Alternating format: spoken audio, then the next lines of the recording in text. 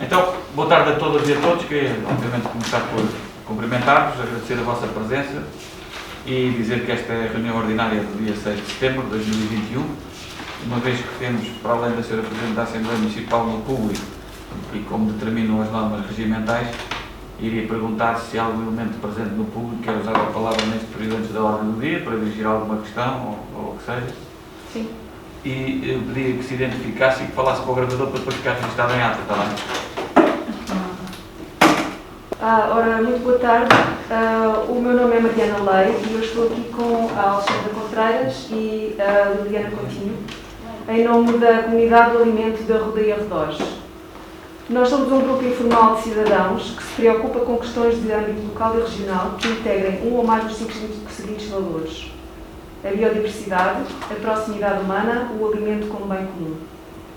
Neste âmbito, temos participado em regime de voluntariado em ações que se enquadram no projeto de renaturalização do Rio Grande da Pipa, coordenado pela Coercos, sendo igualmente de nossa responsabilidade a monitorização do troço que atravessa o Parque das Rotas, no âmbito dos Projetos Rios, um projeto ibérico coordenado em Portugal pela ASPEI, a Associação Portuguesa de Educação Ambiental.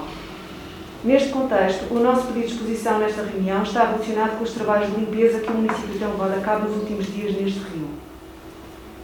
No nosso entender, trata-se de uma ação de destruição de extensa envergadura.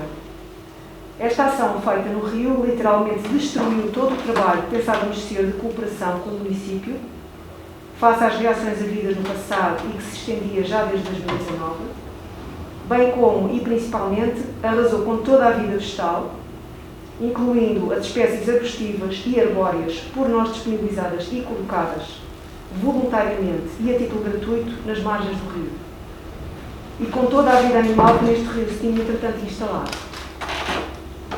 Gostaríamos ainda de sublinhar que o rio não é uma mera vala de escoamento de água. É um ecossistema vivo que contribui ativamente para o equilíbrio ambiental local e regional, contribuindo em larga escala para a mitigação dos efeitos das alterações climáticas. Com esta ação, o Rio Grande da Pipa, nos troços intervencionados, deixou de ter a vida necessária a este mesmo equilíbrio.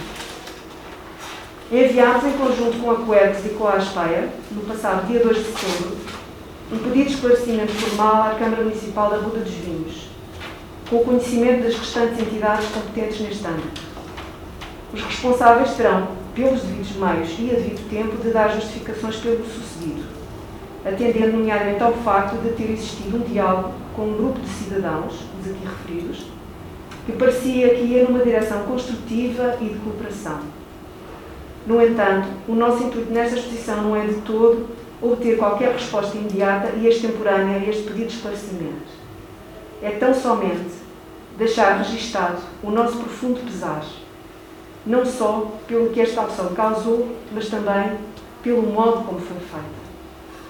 Sentimos-nos, enquanto cidadãos que pretendem colaborar ativamente para a melhoria contínua do meio ambiente em que nos inserimos, profundamente tristes e frustrados pela total ausência de comunicação por parte das entidades municipais responsáveis por esta ação. Para tal, para além da exposição verbal, deixaremos uma cópia do que aqui foi exposto, reiterando a nossa firme vontade e total disponibilidade para continuarmos a colaborar com as entidades responsáveis pelos destinos do município, quer a nível de ações de limpeza, dignas deste nome, que incluam a remoção de resíduos urbanos e o corte seletivo de espécies vegetais infestantes, bem como em outras ações, como por exemplo de sensibilização da população no que diz respeito à necessidade urgente de regenerarmos os ecossistemas dos quais dependemos. Ações estas, dizia eu, que se revelem adequadas para uma verdadeira renaturalização e manutenção do Rio Grande da Pipa e, em geral, dos ecossistemas ripícolas locais. Agradecemos a vossa atenção.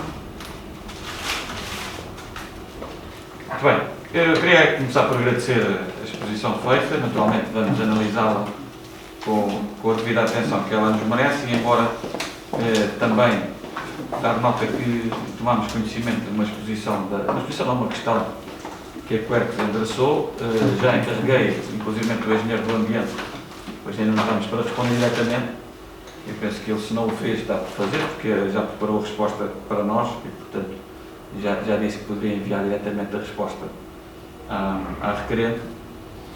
E que gostava de dizer o seguinte, relativamente à intervenção no Rio Grande da Pipa, ela não é uma novidade, porque efetivamente, mesmo naquela ação que eu tive a oportunidade de, há cerca de 2 anos, estar no local, eu avisei logo a Quercus que nós iríamos continuar a fazer operações de manutenção das linhas de água. E aquilo que disse foi, bom, nós vamos tentar dar uma oportunidade e ver se isto efetivamente resulta, e o troço, unicamente que eu tenha conhecimento, que estava no âmbito deste protocolo, era apenas o troço que nós visitámos na altura, que é entre a Ribeira de Zabua, junto ao pavilhão multiusos, e a Ponte da Malafaia. Portanto, estamos a falar sobre esse troço que mencionei do Parque das Rotas. Eu não tenho conhecimento que exista alguma espécie de colaboração ou alguma intervenção conjugada, portanto, não estou surpreendido com essa afirmação, porque de facto não tenho registro nem conhecimento que exista. Portanto, aquilo que posso dizer é que, efetivamente, entre o pavilhão multiuso e a Ponte da Malafaia, sim, e estive no local a acompanhar na altura essa intervenção e tive a oportunidade de falar com o representante da Quercus no local e de lhe dizer também que iríamos continuar a fazer periodicamente ações de limpeza das linhas de água, de acordo com aquilo que é também, no fundo, a sinalização que a Proteção Civil faz de necessidade de limpeza por razões de segurança e de prevenção de leitos de cheias, etc. Dizer também o seguinte, o município não fez aquelas intervenções por sua autorrecriação, isto é, nós tivemos o cuidado de, logo no início deste ano, de solicitar à APA, a Agência Portuguesa do Ambiente, a intervenção e a licença para poder operar essa intervenção, e ela foi concedida e nós respeitámos e demos indicação ao prestador de serviços que está a fazer esta intervenção para respeitar o parecer da APA. E, portanto, isso também pode ser facilmente sindicável e, portanto, diria que nós estamos a tentar fazer de acordo com aquilo que foi o parecer. Aliás, nós tínhamos a intenção de começar mais cedo a intervenção na linha d'água e, efetivamente, não foi possível porque a APA só nos deu autorização para fazermos a intervenção após o 15 de julho, por causa da questão da nidificação das aves. E, portanto, nós respeitámos integralmente aquilo que foi o parecer da APA. E, portanto, o município responsavelmente atuou de acordo com aquilo que são as orientações que a APA transmitiu e que, no fundo, como disse, foram respeitadas. Eu compreendo, isto é, aceito, naturalmente, em contexto democrático, é assim mesmo que as coisas são, a vossa, no fundo, decepção, e também compreendo a decepção daqueles que, ao verem a limpeza como está a ser feita, também ficam decepcionados com a limpeza que lá está. Portanto, nestas coisas, há sempre várias formas de ver uma realidade e, neste caso, a vossa forma de ver a realidade é diferente de outros, que têm também o direito de ter a sua opinião e, portanto, nós, Câmara Municipal, aquilo que pretendemos fazer é salvaguardar o equilíbrio e a necessidade de intervenção de acordo com os cânones que devem ser seguidos. E por isso tivemos o cuidado de, previamente a qualquer intervenção, solicitar à entidade competente em Portugal sobre esta matéria, a APA, que pudesse licenciar as intervenções que estão a ser feitas. E isso aconteceu e, portanto, é o que eu posso relatar neste caso. E mais do que relatar neste caso isso, esta até é uma reunião que, coincidentemente, é importante porque um dos pontos que nós temos agendado, precisamente na ordem de trabalhos, no ponto 5, é precisamente a aprovação de um plano municipal de adaptação às alterações climáticas, em que nós envolvemos o meio académico, nomeadamente a Universidade Nova de Lisboa, a Oeste Sustentável e outras forças vivas, e tivemos o cuidado de pedir parecer não só à APA, como à CCDR, como à Quercus e à Associação Ambientalista Zero, e que, efetivamente, colocou-se também em discussão pública, este documento que já está em discussão pública há mais de um mês. E, portanto, não vieram daqui também sugestões da sociedade civil, o que, enfim, lamenta, mas é o que é, e nós vamos continuar a trilhar o caminho de defender aquilo que é a adaptação do município às alterações climáticas, a mitigação e a redução de emissões e aquilo que é a afirmação de um objetivo que é que o município possa ter a neutralidade carbónica em 2040, embora, como nós saibamos, o país vinculou-se a uma meta em 2050 de neutralidade carbónica. Nós vamos tentar antecipar no município da Ruda dos Vinhos essa realidade, e este plano que vem hoje à reunião de Câmara para ser aprovado e depois será remetido para a aprovação da Assembleia Municipal, é um veículo, uma forma, uma ferramenta para nós podermos atingir esse objetivo. Portanto, os objetivos do município e o compromisso do município com esses objetivos de combate às alterações climáticas mantém-se intacto, e somos até, diria eu, dos poucos municípios do país que eventualmente tenha avançado já tão rapidamente para um plano municipal de adaptação às alterações climáticas, e querer, mesmo do ponto de vista político e estratégico, que este domínio seja de facto um domínio de prioridade política máxima. E portanto vamos continuar a fazer este caminho. É óbvio que há muito que fazer, há muito para trabalhar, e o plano municipal que hoje trazemos como ponto 5 na agenda de trabalhos de hoje é precisamente esse compromisso que temos com a nossa população de querer que este caminho se vá fazendo, e quanto mais cedo melhor, porque efetivamente aquilo que estamos a presenciar é de facto uma matéria muito perigosa e que põe em causa a subsistência da espécie humana e que deve, no fundo, mobilizar toda a sociedade e todos os aspectos da sociedade. É óbvio que as associações ambientalistas têm feito um trabalho notável, eu sou o primeiro a reconhecer isso, e nós, enquanto entidades públicas, estamos a tentar fazer o melhor que sabemos e que podemos para integrar aquilo que são contributos válidos da sociedade civil, e por isso tivemos a ocasião, neste Plano Municipal de Adaptação às Alterações Climáticas, não só fazer um lançamento público numa sessão que tivemos no auditório no início de junho, como também, depois da aprovação do documento na reunião de Câmara, lançar uma discussão pública, e hoje vem aqui precisamente para integrar algumas alterações, quer do ICNF, quer da CCDR, LVT, para podermos depois, na Assembleia Municipal, finalmente fazer a votação final global do documento, e que este documento possa ter força vinculativa e que vincule este Executivo e outros que venham a seguir, para que efetivamente consigamos fazer este caminho de mitigação com as alterações climáticas. Pronto, basicamente é isto que eu tinha para dizer. Naturalmente haverá resposta à vossa exposição e também ao e-mail que a Quercus nos dirigiu, e basicamente queria só afirmar que efetivamente o município agiu de acordo com aquilo que achava que era o correto. Poder-se-ão dizer, pode haver opiniões divergentes, mas nós fizemos o correto na nossa opinião, que é pedir à APA a autorização para fazer esta intervenção.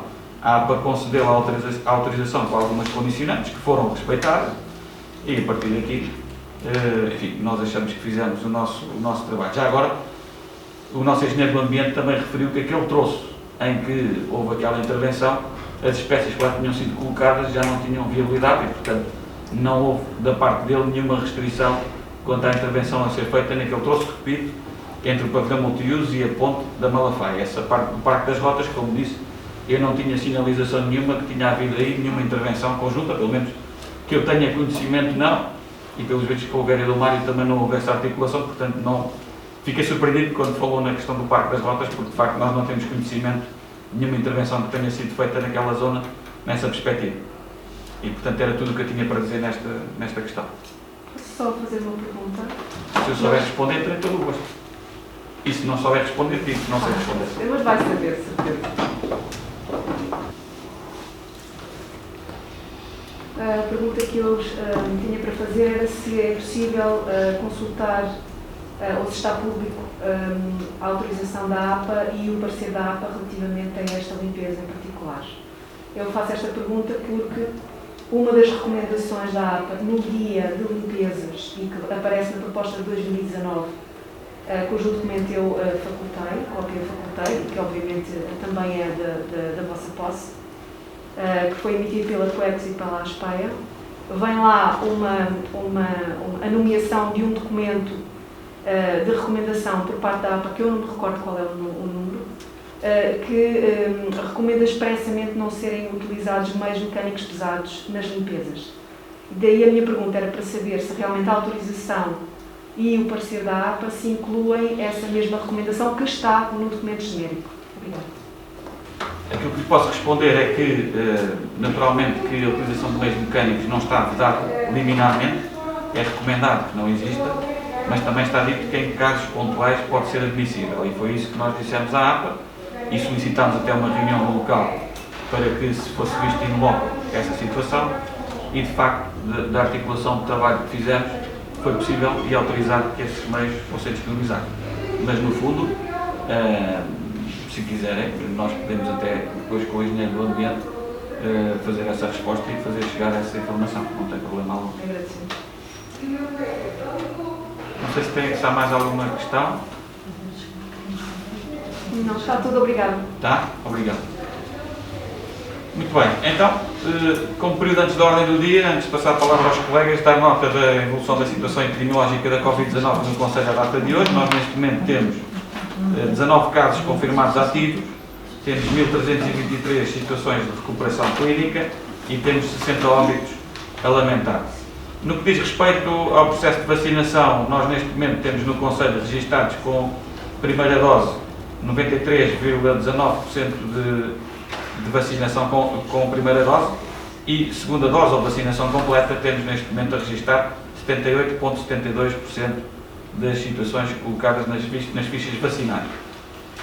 Basicamente era isto que queria partilhar no PAOT e agora naturalmente passarei aos colegas para alguma intervenção que queiram fazer dentro deste período de ordem de trabalho.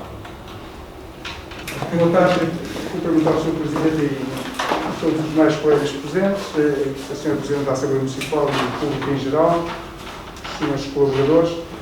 Eu ouvi aqui a intervenção aqui deste grupo e em nome do PST também queria tecer aqui 2 ou 3 considerandos. Isto é, o PST sempre defendeu que o Rio Grande da Pipa devia ser requalificado e devia de haver um cuidado acrescido na preservação do mesmo. Não quero entrar aqui em teses, digamos assim, fundamentalistas, mas penso que não é preciso ser grande expert na matéria para verificar que a forma como se procedeu à limpeza agora do Rio Grande da Pipa, que já se tinha procedido anteriormente, com aquele meio pesado, é evidente que a fauna e as espécies que ali existam não têm qualquer possibilidade de subsistência. Aquilo é um meio destrutivo relativamente à intervenção. Se a intervenção é feita ou não de acordo com as entidades oficiais, eu desconheço também, mas custa-me a crer que se possa fazer uma intervenção da forma como foi feita. Custa-me a crer, mas isto fica a dúvida no ar. No entanto, há que deixar aqui presente o seguinte: o rio precisa de ser limpo, não temos dúvidas, já estamos todos de acordo, tem que haver. Agora, se o meio como se faz a limpeza é o adequado, respeitando a preservação das espécies e o ecossistema, tenho sérias dúvidas que este seja o meio adequado. Pode faltar aqui uma fiscalização das entidades oficiais que devem de atuar no meio e verificar se efetivamente aquilo que está a ser feito é de acordo ou não com os parâmetros legais e se respeitam aquilo que são as diretrizes e as recomendações apontadas. Eu penso que para o futuro, como costumo dizer, o futuro a Deus pertence, mas que para o futuro há uma coisa que é importante nós termos presente. O rio não é de ninguém, não há aqui nenhuma força política que seja detentora do rio, é de todos nós, e quanto melhor soubermos preservar aquele mesmo rio, quanto melhor soubermos potenciar o rio como um meio que possa até funcionar, digamos assim, aquelas margens, como um pulmão da Vila da Boda dos Vinhos, era uma coisa que eu achava que era bom para qualquer força política defender o rio, sem o intuito de dizer se estamos a fazer errado ou no sentido de se apoderar do que quer que seja, mas no sentido construtivo. Eu penso que o rio tem um potencial enorme que falta explorar, e explorar no bom sentido é fazer dele algo que una os arrudenses, porque eu acho que os rios numa vila ou numa cidade são sempre fatores importantes. E nós, que já temos alguma mundo de evidência, verificamos que as cidades que têm um rio são sempre fantásticas, são sempre mais atrativas, as vilas que têm um rio são mais atrativas, sempre que o saibamos preservar aquilo que a natureza nos deu e preservar e potenciar. E eu acho que é esta a mensagem que eu também quero aqui deixar, é que este Executivo, o próximo ou os próximos Executivos, olhem para o Rio Grande da Pipa como um elemento de unir a população da Ruda e como um elemento potenciador para que todos nós possamos beneficiar daquilo que o rio pode ser e não daquilo que ele tem sido. Não sei se há mais alguém que quer usar a palavra neste período. A ordem do dia, não. Eu vou ter esta matéria, enfim, eu não quero estar a repetir em relação àquilo que falei há pouco sobre este tema e sobre o parecer da ARP e sobre aquilo que serão as nossas boas intenções. Efetivamente, se estivermos a proceder de uma forma incorreta, também agradecemos que nos digam o que é o correto, sem abstrações. Ou seja, é importante perceber o que é possível, necessário fazer de melhor. Nós estamos com boa fé a tentar melhorar o rio. E a melhorar em dois aspectos. Primeiro aspecto, quando intervimos para tentar que os pontos em que havia ainda esgotos a correr para dentro do rio fossem resolvidos. Não quer dizer que neste momento estejam todos resolvidos, mas posso falar, por exemplo, no Val Quente de Baixo, que tinha esgotos a correr para lá. Posso falar no Pátio do Externato, que tinha esgotos a correr para lá. Posso falar da zona da Policarpo Martins, que tinha ainda esgotos a correr para lá. Posso falar da zona da Vila Velha, ali junto ao ponto pedonal dos Afetos, no Parque das Rotas, que tinha até há bem pouco tempo esgotos a correr para lá e, felizmente, agora a situação parece-me que está praticamente resolvida. E, portanto, isto levou a que houvesse investimento do município e, naturalmente, que essa foi a nossa primeira prioridade, que é tentar minimizar que haja pontos de esgotamento, ou neste caso de resíduos ou efluentes residuais, sejam domésticos ou industriais, a afluir para o Rio Grande da Pipa. Nós temos ali também algum problema sazonal quando existe a época das vindimas, que eu creio que isso é mais ou menos do conhecimento geral. Temos procurado fazer essa sensibilização, e mais do que sensibilização, temos procurado trabalhar com a adega cooperativa para a resolução do problema. Ainda não foi possível resolver totalmente, embora se tenha mitigado um pouco a situação, e vamos continuar por este caminho que é, até porque isto nunca se pode dizer que os problemas estão todos resolvidos nesta matéria, é preciso sempre a fiscalização a atuar prontamente, e portanto para nós era importante e fizemos vários investimentos, e já citei aqui 5 ou 6 exemplos claros de intervenções que o município tem feito nos últimos tempos, que visam sobretudo que os esgotos não sejam encaminhados para o Rio Grande da Pipa. Não vou estar aqui a falar do passado, nem se isto em 2021 ou 2020 era suposto estar a acontecer, é óbvio que não era, mas está a acontecer. Cabe-nos a nós que cá estamos procurar fazer o melhor que sabemos e que podemos para tentar resolver os problemas. Depois, melhorar no outro aspecto, para além deste dos esgotos, melhorar no aspecto que é aquilo que anteriormente era feito no Rio Grande da Pipa, era uma limpeza grande também, robusta, depois dos guarda-rios terem sido extintos.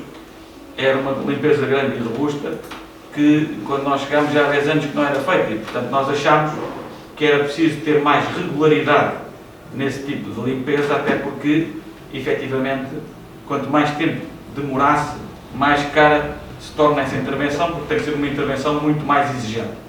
Se nós hoje estamos a falar de uma mera operação, entre aspas, em que pode ser feita através de um destrucedor, que no fundo é o equivalente a uma roçadora, mas é uma roçadora pesada, efetivamente, mas o que estamos a falar é apenas de destrucer, ou neste caso, através de uma destrucedora. Aquilo que acontece é que quanto mais tempo passar sem se fazer nada, vai ter que ser uma intervenção ainda mais profunda, porque é preciso mesmo haver baldes de corte para conseguir fazer e para retirar do rio todo o lixo e todo o acumulado de fauna, de flora, desculpem, que se acumula durante muito tempo e que põe em causa até o próprio curso do rio e a necessidade de, durante as épocas das chuvas, haver um controle também dessa matéria. E, portanto, aquilo que queria dizer é muito claramente isto, ou seja, nós de boa fé temos feito um esforço para melhorar. Naturalmente que somos objeto de críticas daqueles que acham que a intervenção está a ser muito pesada e que está a ir longe demais, e somos criticados também por aqueles que acham que a intervenção não está a ser bem feita porque está a ficar aquém daquilo que seria o necessário. Nós estamos no equilíbrio e estamos a tentar que haja equilíbrio entre isto, que as pessoas se sintam seguras, porque eu, por acaso, tive a oportunidade durante o mês de março assistir a uma tempestade que passou aqui. Infelizmente não passou muito aqui no concelho, mas ainda passou. E estive no terreno e vi com os meus olhos o caudal que ia naquele rio e o potencial dano que aquilo podia ter causado. E nós não precisamos de ir muito longe.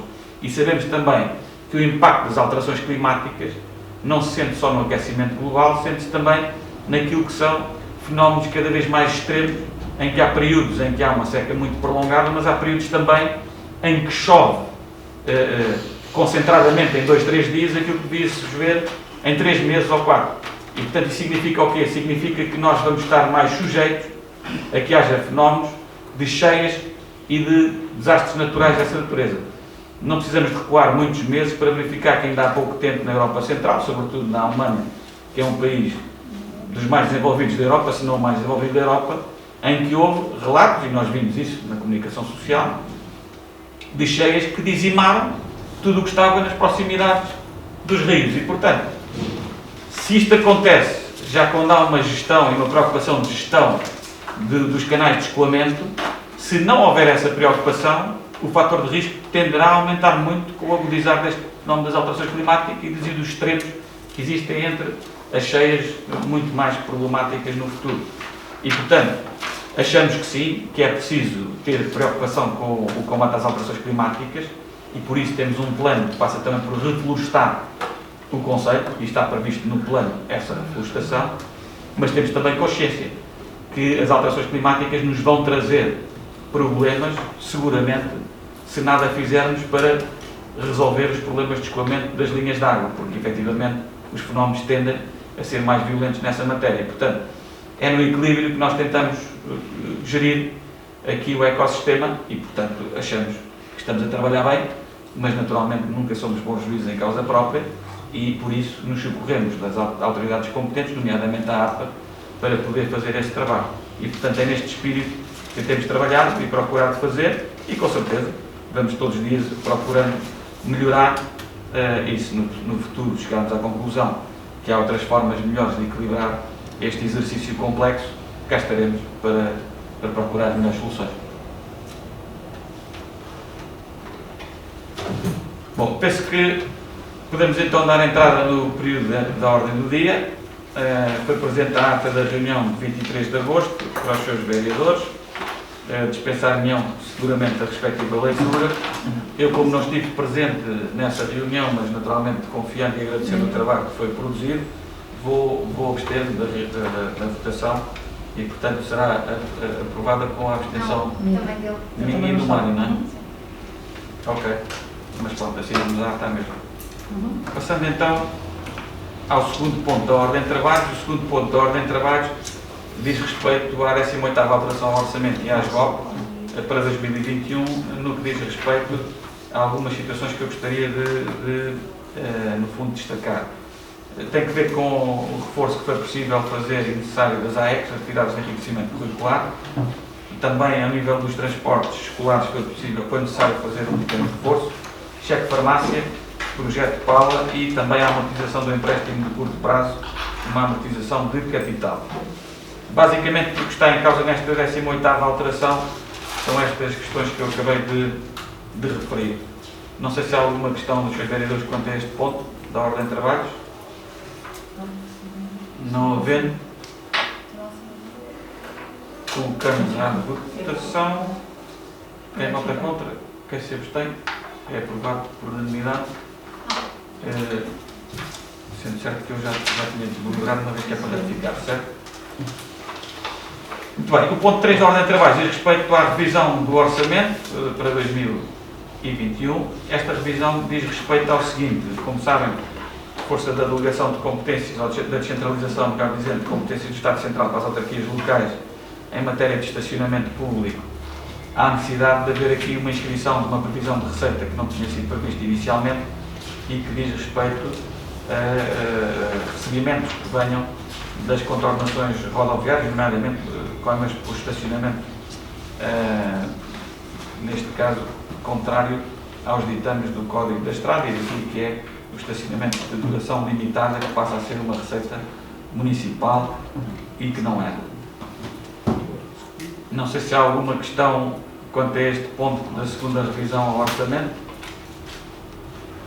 Se não houver, colocava então à votação este ponto número 3 da ordem de trabalhos. Quem vota contra? Quem se abstém? É aprovado por unanimidade então o ponto 3 da ordem de trabalhos.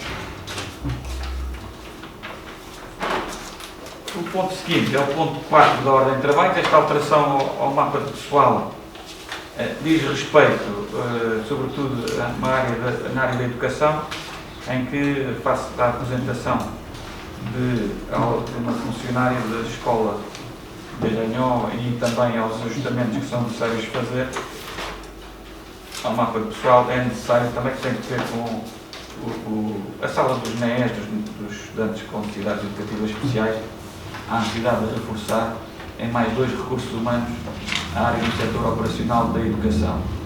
E, portanto, no fundo, é esta a proposta de reforço nesta área. Não sei se há alguma questão sobre este ponto. Sr. Presidente, só uma questão. Sim. São dois novos funcionários que vão ser ou transferidos para alguns que já existam para suprir estas carências? São novos. São novos. Ainda está uma bolsa de recrutamento do último concurso ativo até o final do mês de novembro, creio eu, não é? Não sei se há mais alguma questão. Não havendo, colocava então à votação. Quem vota contra? Quem se abstém? É aprovado então por unanimidade também o ponto 4 da ordem de trabalhos. O ponto seguinte, portanto, é o ponto 5 da ordem de trabalhos. Este ponto 5, como disse, portanto, o Plano Municipal de Adaptação às Alterações Climáticas tinha sido aprovado em reunião de Câmara há um tempo atrás. Depois, no fundo, foi iniciado um período de discussão pública e foi remetido para algumas entidades, nomeadamente para o ICNF, para a APA, para a CCDR, também para as associações ambientalistas. Dessa discussão pública também foram enviados para os partidos políticos, com centro parlamentar, e dessa discussão veio a resultar alguns contributos, nomeadamente da APA e da CCDR e da DRAP também. E, portanto, esses contributos não são mais retificações técnicas. Eu poderia sintetizar, por exemplo, na figura 8 da página 30, nós temos aqui uma situação que foi adicionada. Portanto, atualmente a proposta será incluir nesta figura, no mapa traço 5, a identificação de áreas que não estava previsto inicialmente e que está aqui já previsto agora, a identificação de áreas com presença de espécies invasoras, incluindo lenhosas e não lenhosas. Portanto, é o que está previsto como adicionar. E ainda na página 30, colocar também o ICNF, a par da CCDR-LBT, como entidades que deverão ser envolvidas para a concretização das medidas propostas, que não estava e que passará então a constar. Depois, na figura 9 da página 31, o quê? Não consigo chegar lá, peço desculpa, mas não consigo. Não? Está ao contrário, está para Está. Está de pernas ao ar. Visualizado ao contrário, estou com tudo. Tenho que ser pelo computador. É o mundo que está virado pernas para o ar. Também pode ser, sobretudo no Afeganistão. Mas, tudo bem. Depois temos na figura, como disse, na figura 9, na página 31, MBP3, há aqui uma proposta da BP3B ser adicionada, colocar um programa de plantação de espécies autóctones nos espaços públicos com base no PROF LVT, região Oeste-Sul, e tendo em conta a sua adaptabilidade e características.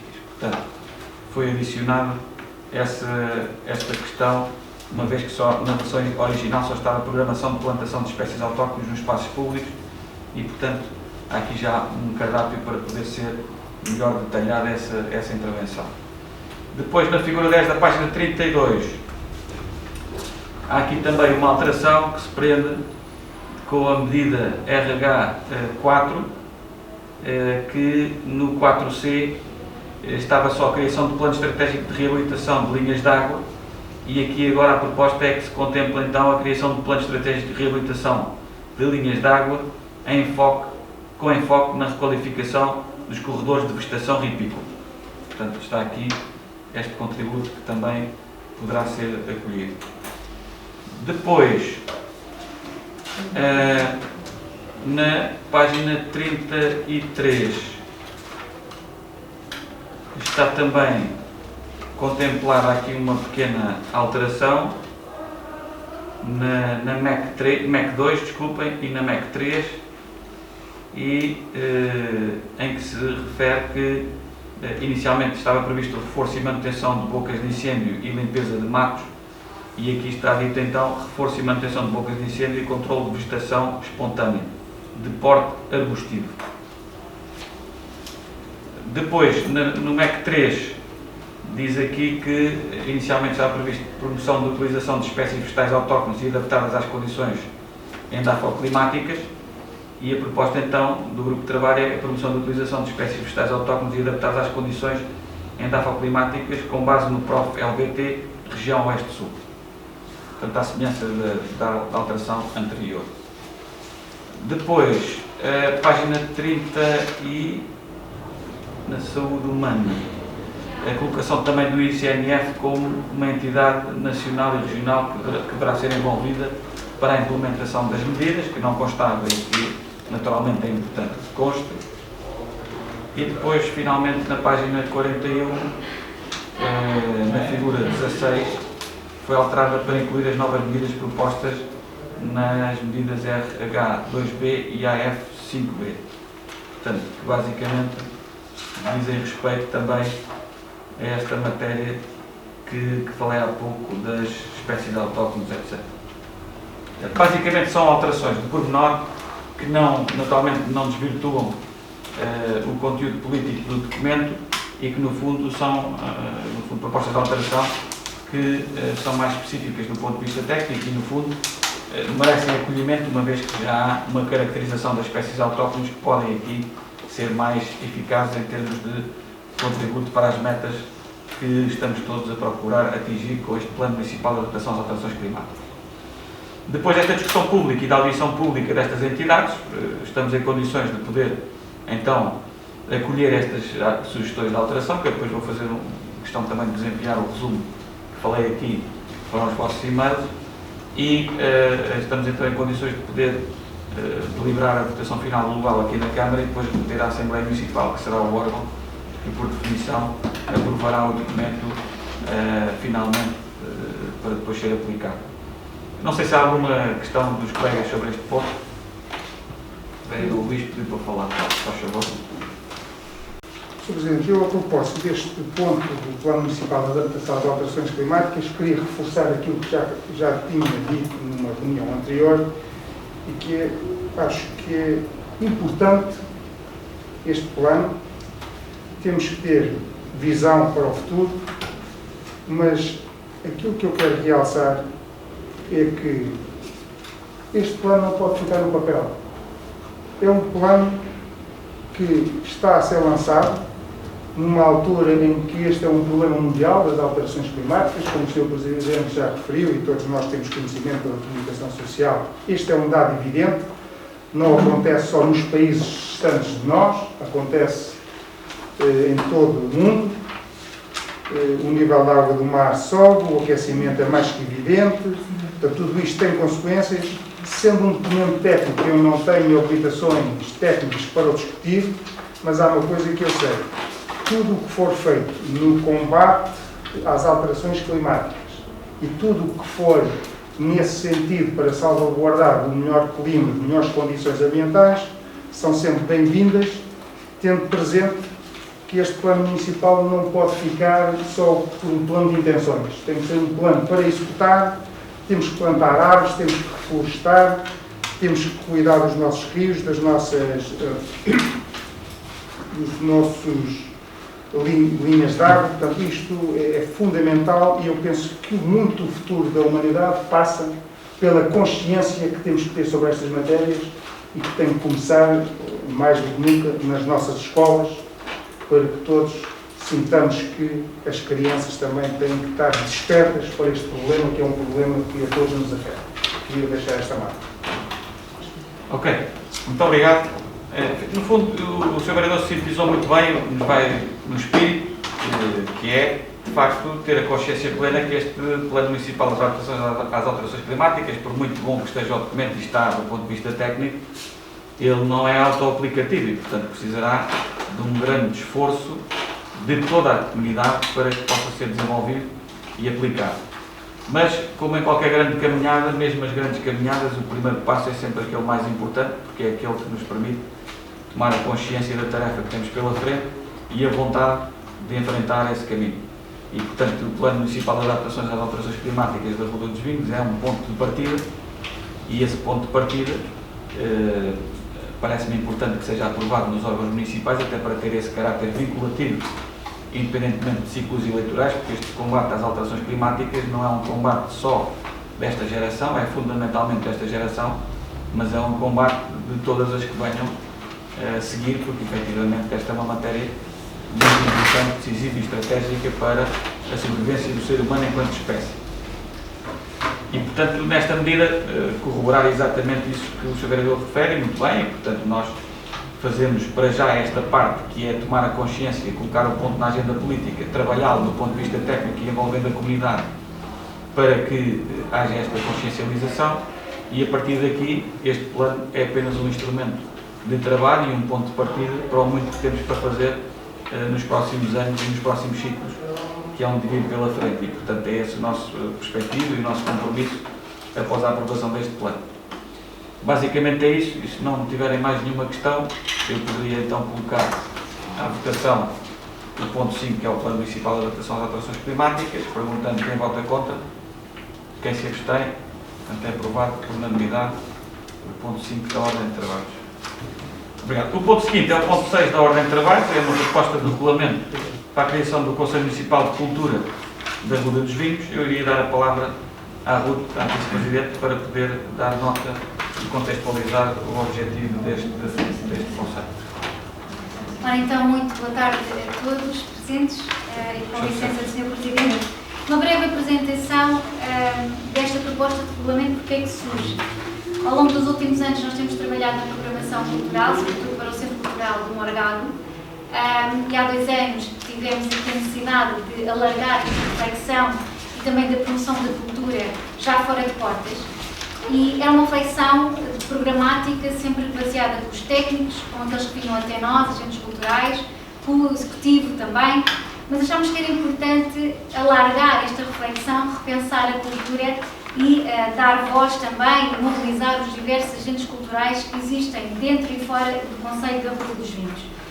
E para que exista uma promoção de uma programação cultural mais concertada entre todos, achámos que era a hora de criarmos então aqui um Conselho Municipal de Cultura.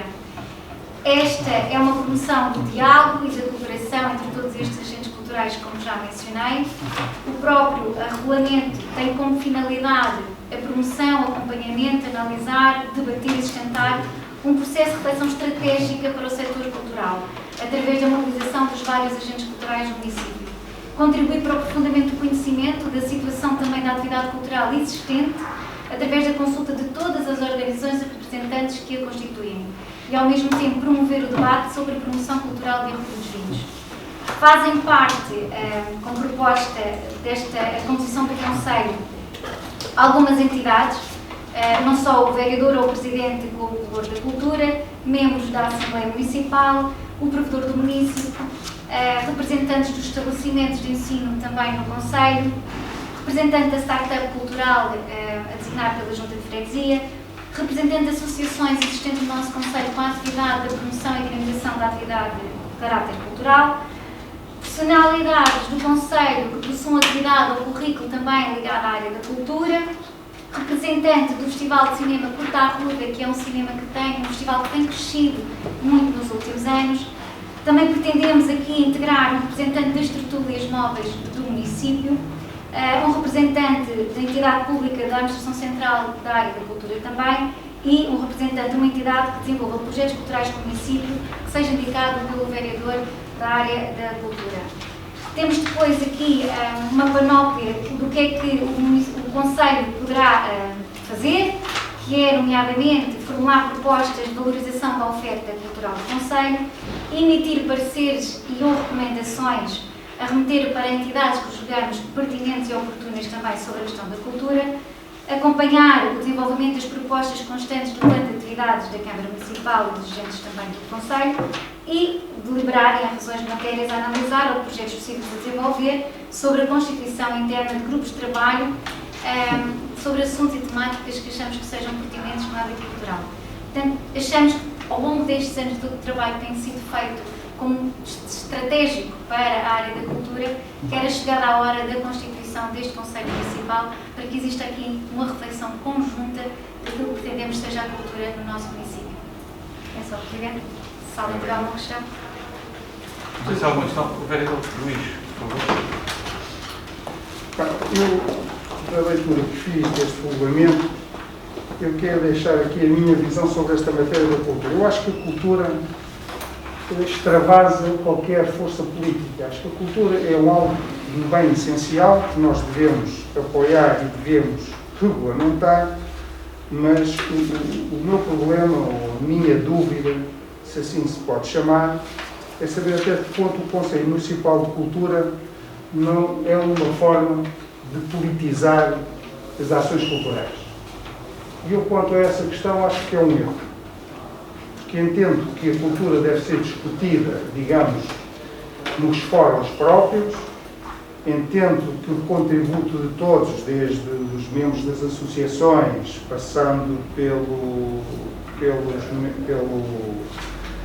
representante, por exemplo, das estruturas do movimento tertuliano acolhense e tudo mais, acho que sim, senhora, porque são entidades, são instituições que têm por finalidade a promoção da cultura, enquanto que eu acho que o município tem mais um aspecto de regulamentar e não um aspecto de indicar potenciais caminhos. E no que diz respeito, isto é a minha visão, e quero que também fique bem claro, no que diz respeito a este Conselho Municipal, cuja presidência, desde logo, é do Sr. Vereador Paulo Pelouro, depois tem a intervenção de outros órgãos municipais, como o provedor do município e por aí fora. Eu, quando digo isto, não quero apontar o dedo a ninguém, não é o provedor A, ou o provedor B, ou a senhora provedora, não é isso que está em causa, nem o vereador. Não estão em causa as pessoas, está em causa aquilo que, para meu ver, é a sistematização daquilo que é um regulamento do Conselho Municipal de Cultura. Entendo que se deve promover a cultura, mas entendo que, politicamente, seja ele qual for o executivo, deve estar afastado das intervenções que as associações culturais, por caráter e por excelência, devem de promover.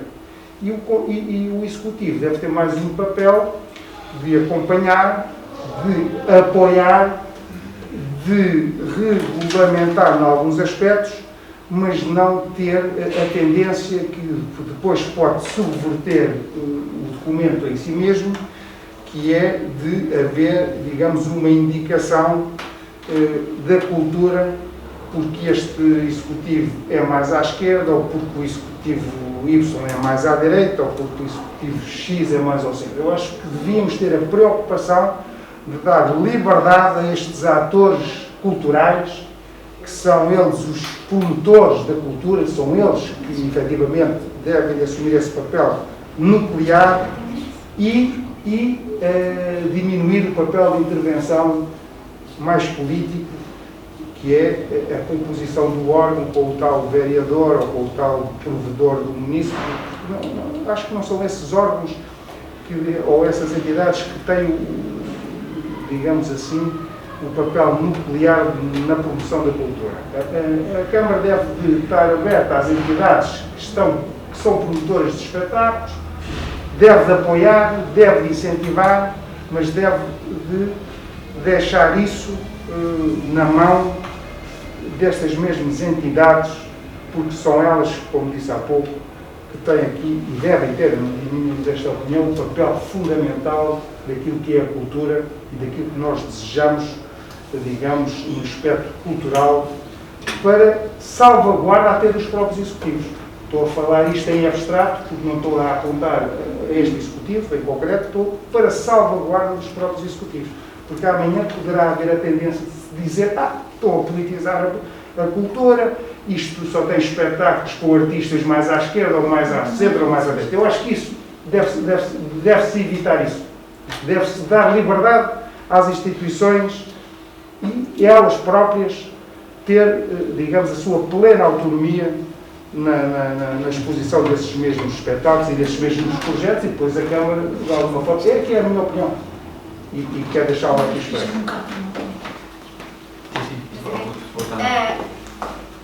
O regulamento não dita aqui, em lugar nenhum, que vai decidir ou que vai monopolizar as ações e as atividades culturais das outras associações e entidades no município.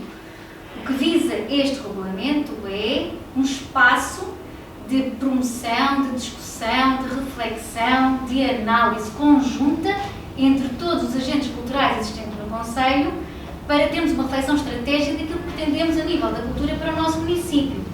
Porque muitas vezes nós, em outras reuniões sobre outras temáticas, por exemplo, quando é associativismo, nós falamos nas reuniões com as coletividades, o que é que eles vão promover em termos de atividades para o ano de 2022.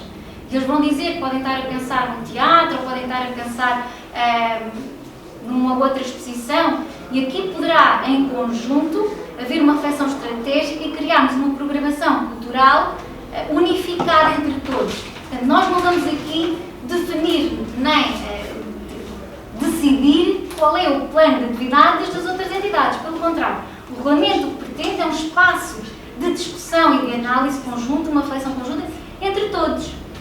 Não vamos aqui politizar, porque politizar neste momento estamos nós, porque a Câmara Municipal, este Executivo, definiu ao longo destes anos aquilo que pretende em termos de agenda cultural para todos os anos que têm vindo. É lógico que estes 17 meses foram atípicos e tivemos que reformular tudo aquilo que tínhamos programado para o nosso Centro Cultural do Morgado, até porque tínhamos muitas atividades para fora e tivemos que suspender, algumas exposições também tivemos que cancelar. Porque aí sim é uma decisão que é sempre política, o agendamento cultural para os anos que têm sido até agora. O regulamento vai ser, este espaço é um espaço de discussão e reflexão, tanto que ele diz aqui que nós podemos reunir ordinariamente 2 vezes por ano, e aqui o objetivo pretende que seja antes do início da programação cultural e do plano de atividades, quer seja da Câmara Municipal, que seja de todas as outras entidades, para que podemos até em conjunto enriquecer o espaço cultural, e não vamos aqui decidir nem politizar nada, Sr. Vereador.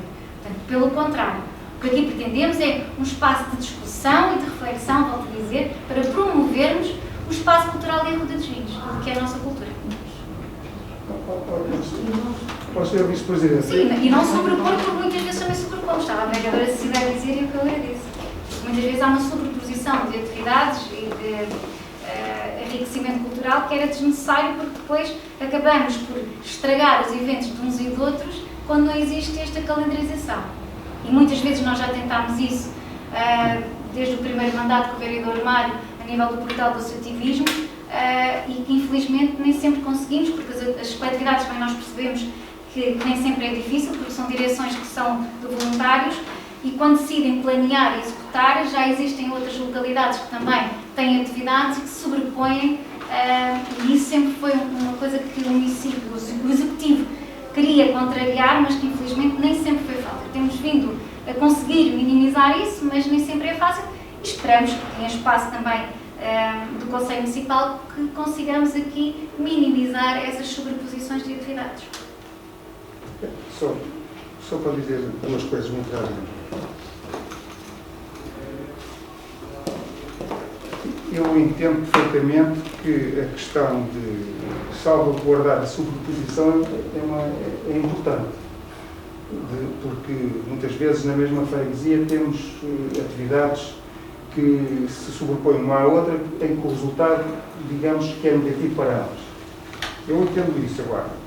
Quando nós estamos a criar um Conselho Municipal de Cultura, que sabemos que a maior parte dos apoios das instituições vem do município, que esse Conselho Municipal de Cultura é presidido por um vereador, nós sabemos o peso que tem, vamos lá ver, não podemos escamotear isto, eu estou a dizer isto em abstrato, não podemos escamotear, porque as instituições, como não têm, digamos, autonomia financeira, onde dependem de apoio ou de subsídios, o que é que isso vamos chamar, do município, é evidente que a sua voz ativa para determinados programas é sempre reduzido.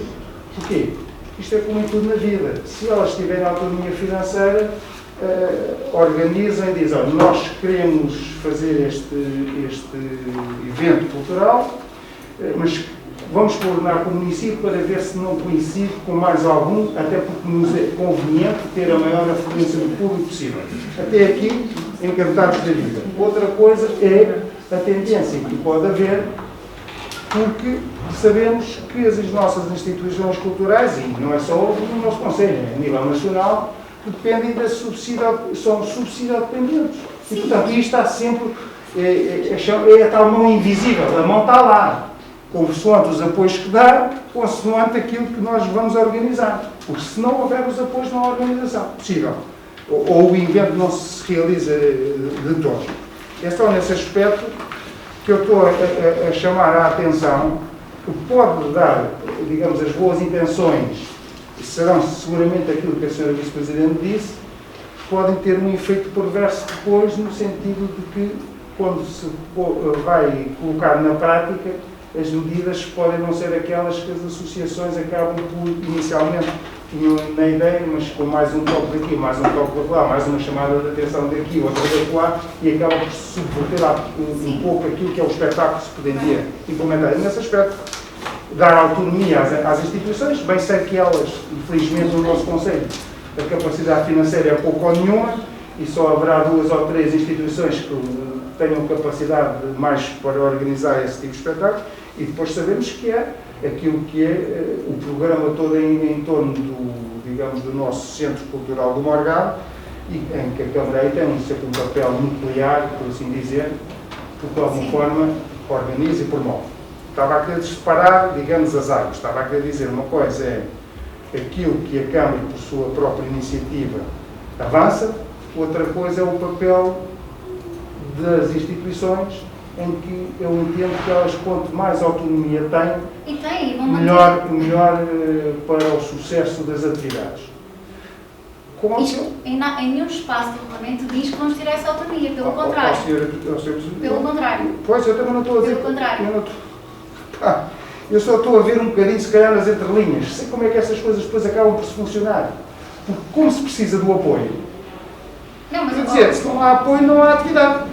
Não, mas ao vereador Luís, e posso dizer, porque há 2 anos, quando nós criámos no Centro Cultural do Morgado o espaço Hora de Portas, já foi também para levarmos a cultura a outras localidades e até outras associações que, por falta de dinamismo ou por falta de verbas, não conseguem fazer, e nós conseguimos, com o polo central daqui do Centro Cultural, levar a cultura até aí. Portanto, e o regulamento que veio aqui mesmo é criar esta reflexão e esta decisão do que é que podemos ou não melhorar, ir ao encontro das necessidades de todos. Eu acho que o papel fundamental é incentivar localmente as instituições a elas também avançarem com as iniciativas. Esse é que eu acho que é o papel fundamental. Claro que sim, depois, mas em lado nenhum o regulamento diz que nós vamos tirar a autonomia. Pelo contrário, o que nós queremos é partilhar estas experiências e enriquecer mais o espaço cultural do nosso município. Muito bem. Bom, já está tudo. Muito obrigado a todos. Eu iria então, se já está as perguntas todas feitas e as respostas dadas, iria colocar então à votação o ponto número 6 da ordem de trabalhos, que é a proposta do regulamento do Conselho Municipal de Cultura da Vila dos Vinhos. Quem vota contra? Quem se abstém?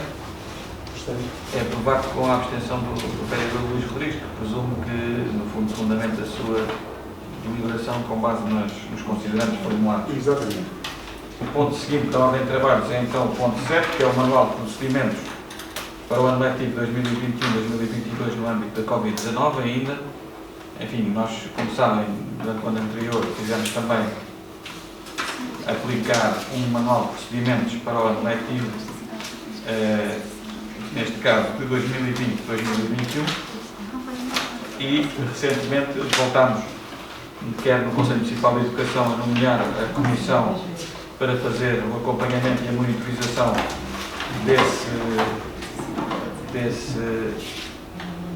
desse documento, e agora, no fundo, propomos a atualização deste documento em função também do referencial que foi aplicado pela DGS para as escolas e para o retomar das atividades letivas. Na passada quarta-feira reuniu novamente o Conselho Municipal de Educação, que se pronunciou favoravelmente, dando o parecer para que este manual fosse atualizado, pois o objetivo era vir aprovar a reunião de Câmara e seguir para conhecimento da Assembleia Municipal, que já está agendada para o próximo dia 10 de setembro.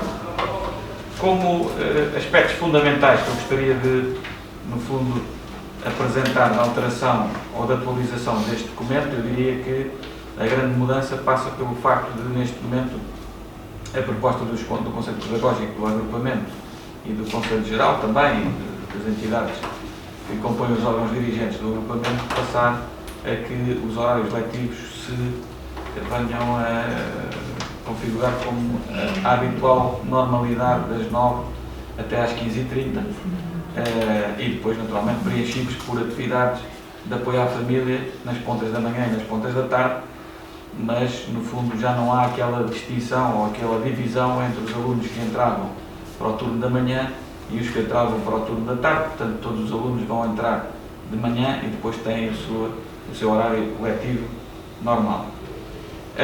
Significa isto também que aqueles espaços que estavam a ser utilizados, nomeadamente no Casal do Telheiro e no URDA, portanto lá em Arranhol, para apoio às atividades portanto, não letivas, portanto, entre o período da manhã e da tarde, consoante o caso, deixam de existir e, portanto, os alunos passam a estar todos dentro da escola. Portanto, o conceito de bolha, digamos assim, mantém-se.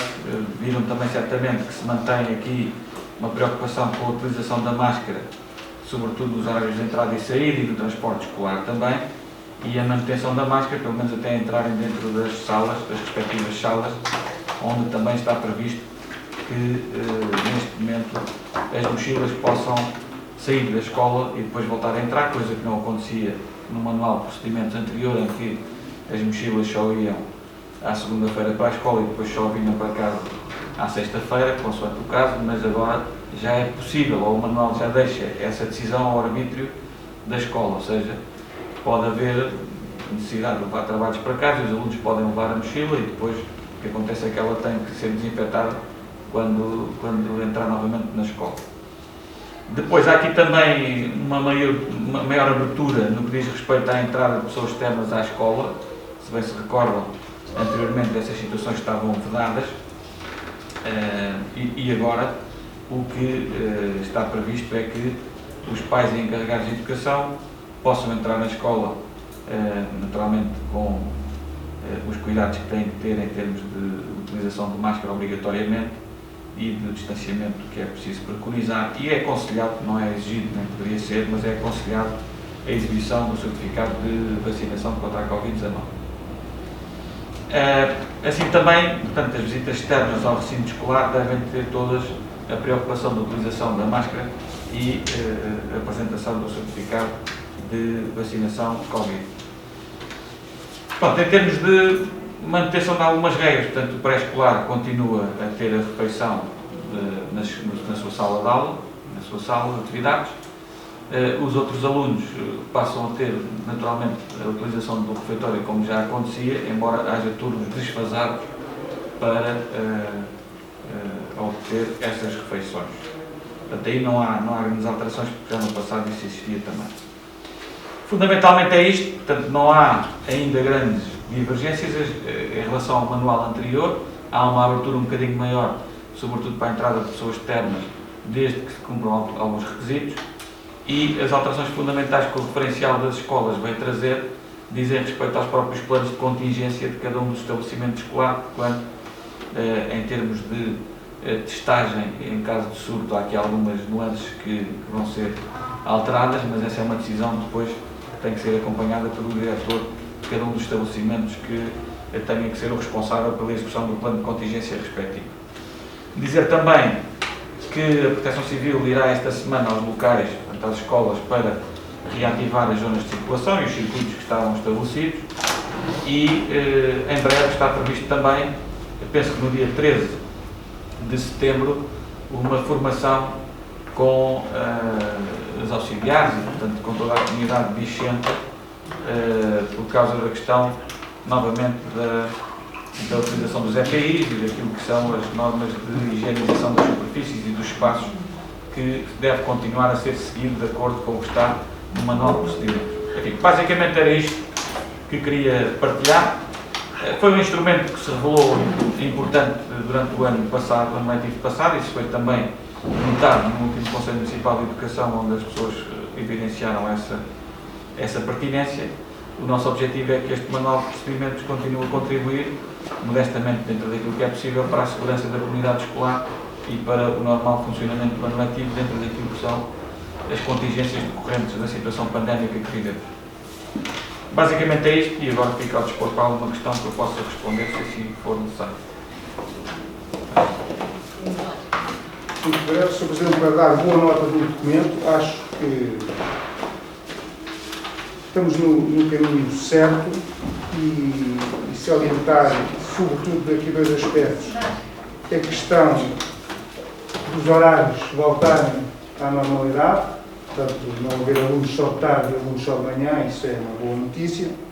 E a outra que eu ouvia também muitos pais se queixarem, e eu, enquanto pai, também sentia isso, e posso partilhar isso convosco, que é o facto de se permitir a entrada e a saída das mochilas.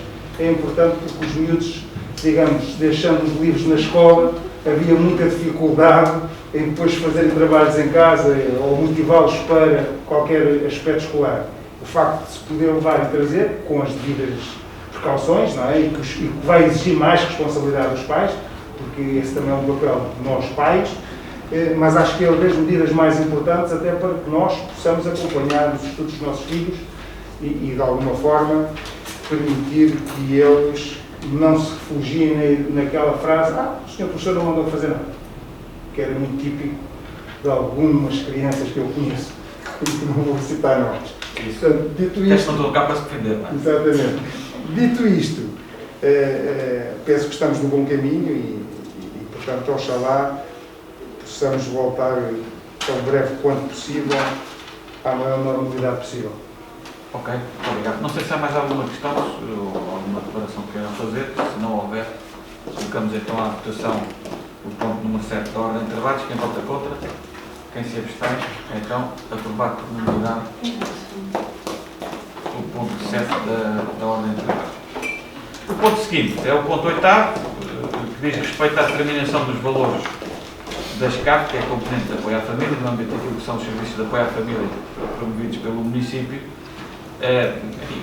Nós temos a consciência que estes anos eleitorais depois traduzem-se naquilo que é o atrasar destas decisões e, portanto, enfim, atendendo às circunstâncias, nós tomamos como referencial os valores cobrados no ano letivo anterior e propomos fazemos esta proposta de atribuição ou determinação de valores para as componentes de apoio à família, não obstante, se houver necessidade de fazer algum ajustamento a posteriori, de termos que o fazer em devido tempo, se for necessário. Mas para já, para os pais, é menos oneroso e menos, no fundo, impactante no orçamento familiar que estas despesas possam ser já pagas e depois não haja aquele acerto de novembro, que são 3 meses logo estocada, e assim há aqui uma diluição e é mais favorável para o orçamento das famílias. Então, nestes termos, a nossa proposta é que as CAF de manhã, portanto, das 8 às 9, tenham um valor mensal de 15,80€ e na CAF da tarde, portanto, das 18 às 18h30, que tenham um valor de 7,90€ por mês. Isto para o primeiro ciclo, claro, estamos a falar de CAF. Não sei se há alguma questão sobre este ponto. Não havendo, podemos então colocar à votação. Quem vota contra, quem se abstém, é aprovado por unanimidade o ponto 8º da ordem de trabalho. Depois, o ponto seguinte diz respeito às AFs, neste caso são as atividades de apoio à família, dedicadas neste caso aos alunos que frequentem o pré-escolar, e pela mesma razão, enfim, nós propusemos que o valor fosse o referencial do ano letivo anterior, sem prejuízo depois de haver alguma alteração se for necessário fazê-lo, e entre as 8 da manhã e as 9 há um valor mínimo de 9,97€ a cobrar e um valor máximo de 10,81€ a cobrar, e da parte da tarde, entre as 15h30 e as 18h30, há um valor mínimo de 9,87 € e um valor máximo de 32,43 €. Não sei se há alguma questão dos colegas quanto a este ponto da ordem de trabalhos. Não havendo, podemos então colocar à votação. Quem vota contra? Quem se abstém?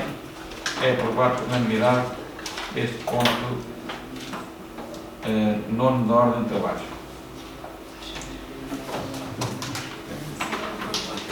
O ponto seguinte é o ponto 10º, diz respeito ao protocolo de colaboração com, neste caso, o URDA, no sentido de poder, no fundo, o URDA apoiar o município, como já vem sendo, aliás, hábito, naquilo que diz respeito à promoção das atividades de enriquecimento curricular e às atividades de apoio à família. Portanto, basicamente, são estes os condicionantes que estão aqui no protocolo. Está aí os encargos atualizados no artigo, na cláusula 4ª, no ponto número 2, e basicamente tudo o resto se mantém válido. Nós estamos a fazer este primeiro protocolo até dezembro deste ano e, portanto, depois será atualizado em função daquilo que forem as necessidades e aquilo que é também o andamento do ano letivo. Não sei se há alguma questão sobre este ponto. Não havendo, podemos colocar então à votação. Quem vota contra? Quem se abstém? É aprovado por unanimidade. Então, este ponto número 10 da ordem de trabalho de hoje.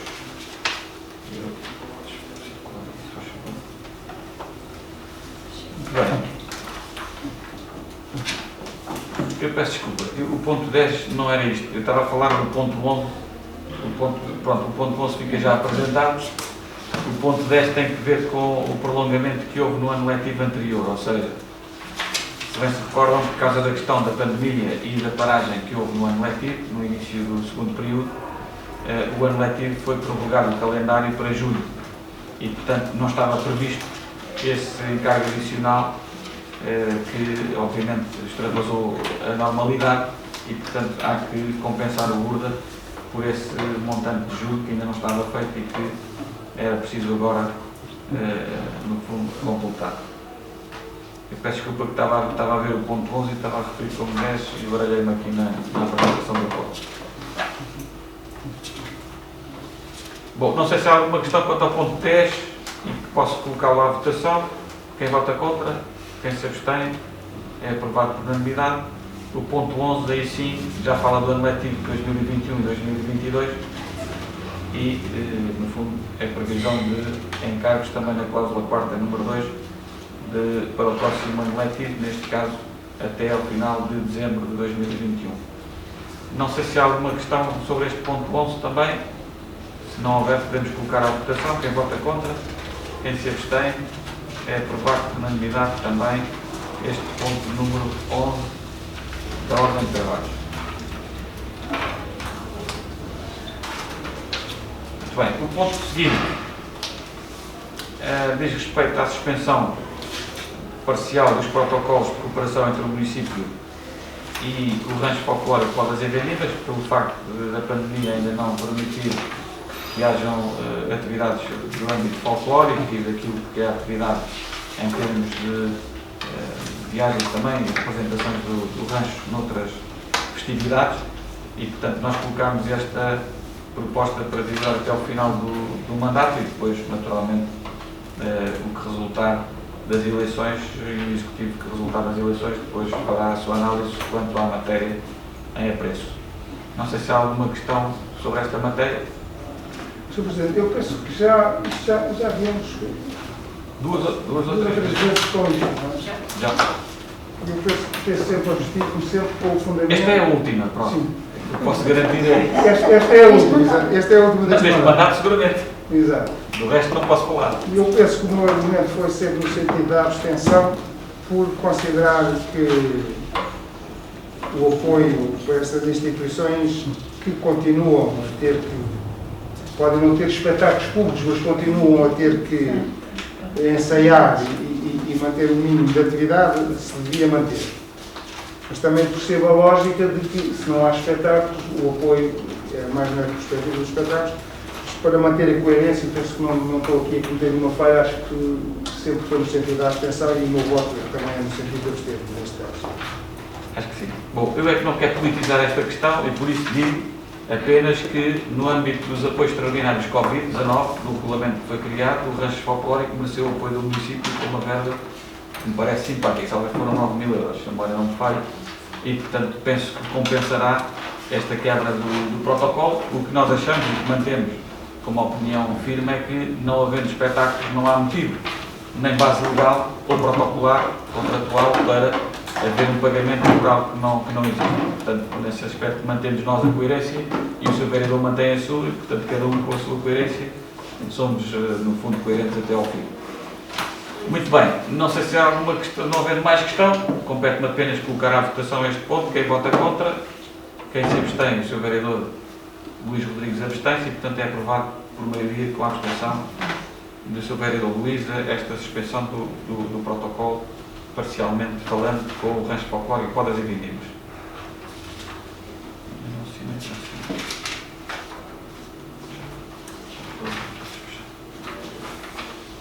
O ponto 13, por idênticas razões, e uma vez que também o Centro de Convívio de Idosos de Cardosas não está a funcionar, nós recomendamos e propomos, melhor dizendo, a suspensão do protocolo entre o município e o Clube Recreativo, Desportivo e Cultural de Cardosas, no que diz respeito ao funcionamento do Centro de Convívio Sénior de Cardosas.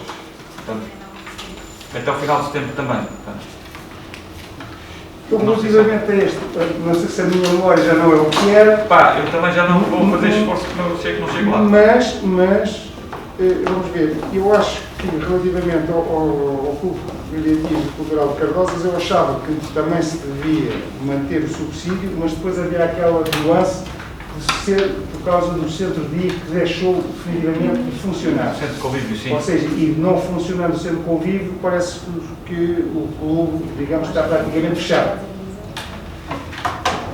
Eu não me recordo como é que foi anteriormente e gostava de manter esta coerência, mas sinceramente não sei se aprovei com o fundamento que era indicado que não havia um centro, que não estava em funcionamento o centro-dia. Eu penso que aprovei. Então fazemos o seguinte, nós suspendemos, passamos à frente deste Passamos à ponto. frente. Passamos à frente. Vou tirar a proposta. Pedes à Ana para confirmar e depois voltamos ao ponto 13, se concordar. Ok. Se me fizer favor, é só. Não há problema, não há problema. Então vamos passar ao ponto 14, ok? Sim. Muito bem. O ponto 14 da Ordem de Trabalho diz respeito a uma matéria que é o Orçamento Participativo Jovem e que estava omissa no regulamento e que nós achamos que é importante, enfim, até nos termos do próprio regulamento, trazer aqui à reunião de Câmara para, no fundo, fazermos uma interpretação do artigo 16, ou seja, o 16 é as dúvidas e omissões. Mas no caso concreto, portanto, está aqui um projeto que foi o vencedor, que foi a pintura de um mural ali no Clube Desportivo Arrodense, no pavilhão polidesportivo, e o que é facto é que nós pretendemos que esta situação, até porque é uma proposta, independentemente de quem a propôs, isto é uma proposta de execução faseada, nós entendemos que o pagamento deve ser também faseado, por uma questão de cautela e por uma questão também de razoabilidade e acompanhamento da própria intervenção. E, portanto, assim sendo, o que nós propomos é que o pagamento da primeira prestação para a aquisição de materiais seja de 1.500 euros, depois um segundo momento em que há um pagamento com a execução de 50% do mural de mais 1.500 euros e, finalmente, um pagamento com a conclusão do projeto dos restantes 1.900 euros que estão aprovados em termos de orçamento participativo, e assim achamos que ficam salvaguardadas todas as questões que possam daqui decorrer. Se concordassem, era essa a No nossa total proposta. são 4.900 euros, não é? É. Certo.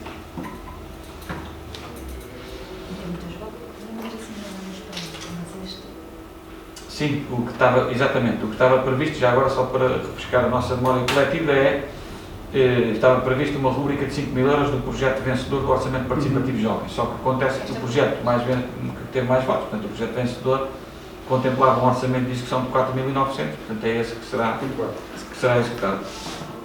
Mário, É de maio. 31 de maio. Então, vê lá, falei por um dia. Não é? Unanimidade. Unanimidade. Eu também tinha a dizer que era por unanimidade por causa de que era o centro que estava fechado. Ok.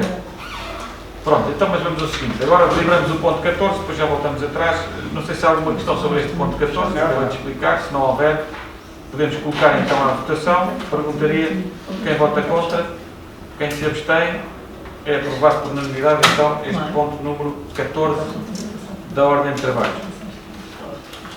Voltamos então ao ponto 13 da Ordem de Trabalhos. Enfim, já está esclarecido. E eu colocaria então à votação, quem vota contra, quem se abstém, então, aprovado por unanimidade o ponto 13 da Ordem de Trabalhos.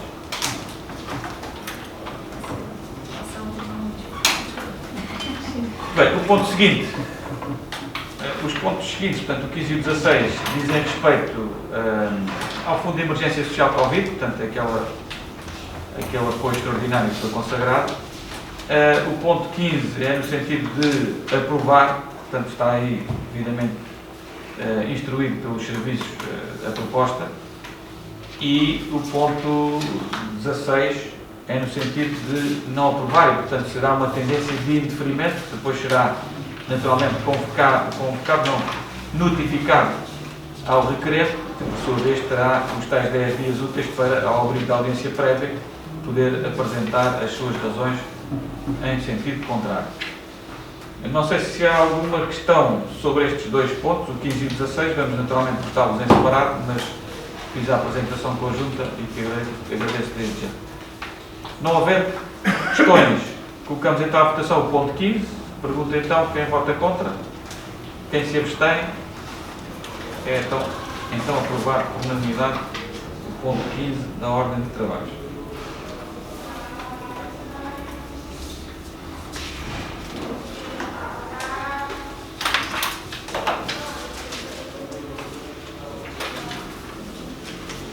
Ponto 16 também está já apresentado, coloca à votação, quem vota contra, quem se abstém, é também aprovado por unanimidade este ponto 16.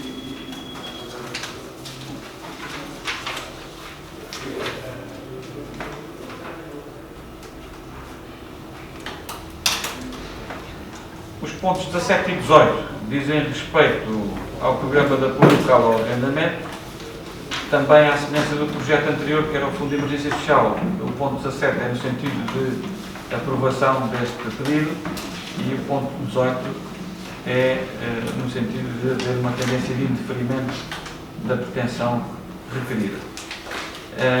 Os processos estão devidamente instruídos, também não vou, por uma razão de proteção de dados, identificá-los. Coloco à consideração se há alguma questão sobre estes pontos 17 e 18.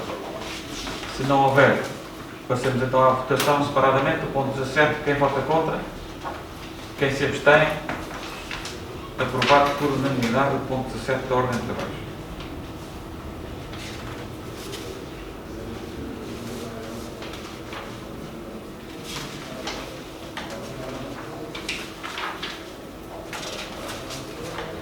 O ponto seguinte, portanto, ponto 18, coloco então à votação este ponto 18, quem vota contra, quem se abstém, é aprovado por unanimidade então o ponto 18 da Ordem de Trabalhos.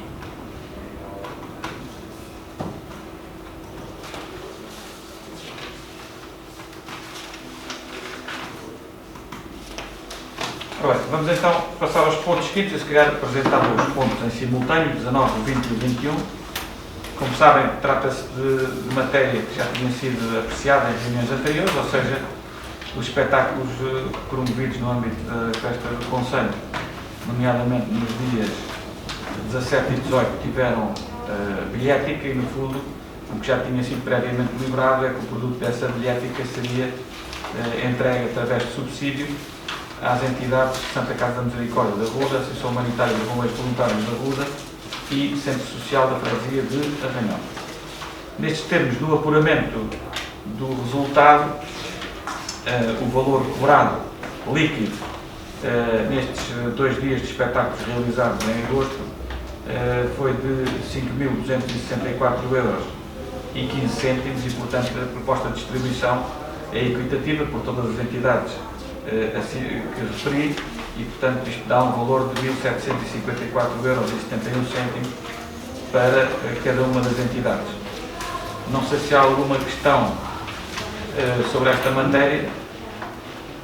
Se não houver, eu passaria então à votação. Vamos votar separadamente. O ponto 19, que é a atribuição então a favor dos bombeiros voluntários. Quem vota contra? Quem se abstém? É aprovado por unanimidade o ponto 19. O ponto 20 é a favor da Santa Casa da Misericórdia da Rua dos Vinhos. Quem vota contra? Quem se abstém? É aprovado por unanimidade. E finalmente o ponto 21. Bem, o ponto seguinte é o ponto 22 e último desta ordem de trabalhos. Diz respeito a uma cedência ao domínio público viário de 340 metros quadrados do prédio denominado Solão, sito na Arranhão, na freguesia de Arranhão.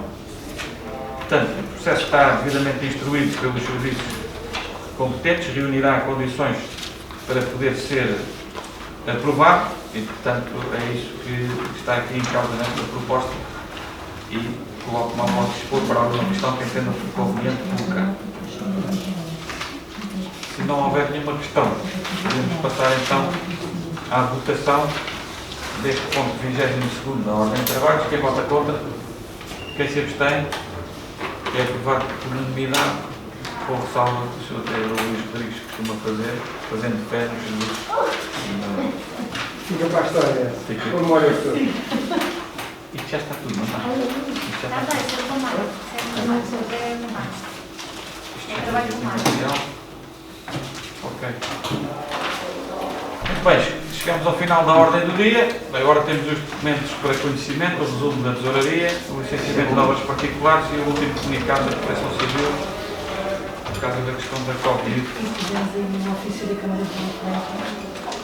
E sim, e foi colocado depois já a posteriori, enfim, estas coisas que nós não gostamos de receber, mas que é um voto de pesar que foi aprovado, à nota disso aqui à reunião de Câmara, um voto de pesar que foi aprovado na reunião de 25 de agosto da Câmara Municipal de Vila Franca de Xira, a expressar as suas sentidas condolências e profundo pesar pelo falecimento do nosso colega Francisco Valentudo,